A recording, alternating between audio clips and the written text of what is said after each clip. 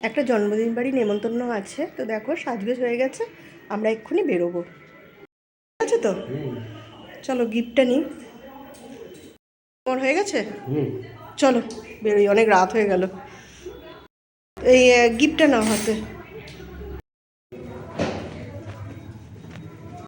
গতকাল আমাদের একটা জন্মদিন বাড়ি নেমন্তন্ন ছিল, আর জন্মদিনটা ছিল বরের বন্ধুর মেয়ের। তো দেখো আমরা জন্মদিন বাড়ি চলেই এসেছি, বাড়ি থেকে কাছেই ছিল। আর তখনও জন্মদিন বাড়িতে অনেক লোকই ছিল, আমাদের যেতে যেতে একটু রাত হয়েছিল, প্রায় রাত 9:30 তো বেজেই গেছিলো।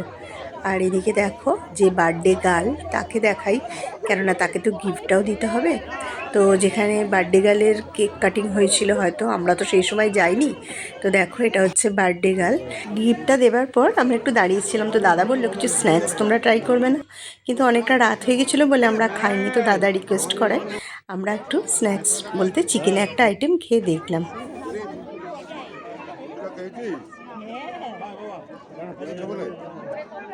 একটা দিয়ে নিয়ে নাও। চিকেনের এই আইটেমটাও ছিল, আর কিন্তু ফুচকাও ছিল। রাত্রিবেলা ফুচকা আর খেলাম না, তো দেখো চিকেনের যে আইটেমটা ছিল এটা ট্রাই করে দেখলাম, খেতে কিন্তু বেশ ভালোই ছিল। আর এদিকে দেখো আমরা খাবারের জায়গায় চলে এসেছি, কারণ অনেকটাই রাত হয়ে গেছিলো, বেশি দেরি করলে চলবে না। আর দেখো আমার বরের বন্ধু, তার মেয়ে, তার ওয়াইফ, ওরাও গেছিলো, আমাদের বাড়ির পাশেই থাকে, ওরাও ওয়েট করছিল যে আমাদের সঙ্গে একসাথে বসবে।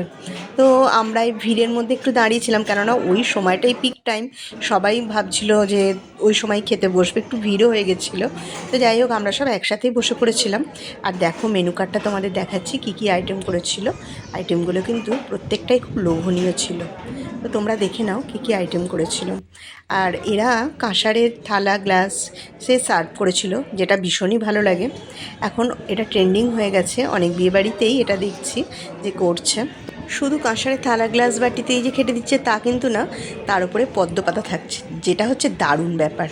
আর দেখো প্রথমেই আমাদের পাতে পড়ে গেছে ফিশ বাটার ফ্রাই। ভেটকি মাছটা এতটাই ফ্রেশ ছিল, দারুণ লাগছিল ফিশ বাটার ফ্রাইটা খেতে। তার সঙ্গে সস আর স্যালাড তো ছিল। এটা খেতে না খেতে তারপরে চলে এসেছিল রাজকচুরি। রাজকচুরিটাও দারুণ লাগে কিন্তু খেতে। আর এমনি কচুরি জাতীয় জিনিস বাঙালিদের সত্যিই খুব লোভনীয়। আর রাজকচুরির সঙ্গে করেছিল কিমা চানা মশলা, যেটা রাজকচুরির সঙ্গে দারুণ লাগছিল। সত্যিই প্রত্যেকটা আইটেম দারুণ করেছিল আর খুব টেস্টি হয়েছিল। আর এত গরম গরম সার্ভ করছিল, দেখো আমি খেতে পাচ্ছি না, মানে কচুরিটা যে ছিঁড়েছি এত গরম লেগেছে, তারপর ফু দিয়ে আমাকে খেতে হচ্ছে। খাবার গরম না হলে খাবারের টেস্ট পাওয়া যায় না। আর তারপরে চলে এসেছিলো জাফরানি পোলাও।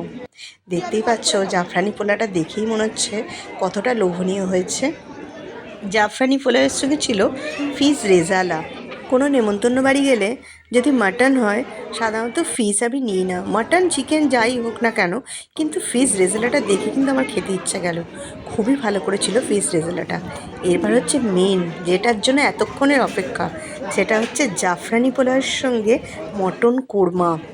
উফ, দারুণ কম্বিনেশানটা, এত ভালো লাগলো। আর মাংসটা তোমরা দেখতেই পাচ্ছ যে কতটা সফট করেছিল, দেখেই মনে হচ্ছে একদম মানে পোলাওয়ের সঙ্গে বোধহয় এটাই পারফেক্ট কম্বিনেশন। দারুণ দারুণ হয়েছিল। আর এটাও কিন্তু গরম ছিল, প্রত্যেকটা খাবার বেশ গরম সার্ভ করেছিল, তো বেশ ভালো লাগছিল। আর তারপর দেখো চাটনি পাঁপড় কম্পালসারি যেরকম থাকে, চাটনিটাও ভালো হয়েছিল, আর পাঁপড় তো নেবই। চাটনি পাঁপড়টা খাবার পরই রসগোল্লা এসেছিলো, যেটা আমি নিইনি। তো সন্দেশটা দেখে মনে হলো বেশ খাই, তো সন্দেশটা আমি নিয়েছিলাম। ব্যাস খাওয়া দাওয়া কমপ্লিট, এবার বাড়ি ফেরার পালা।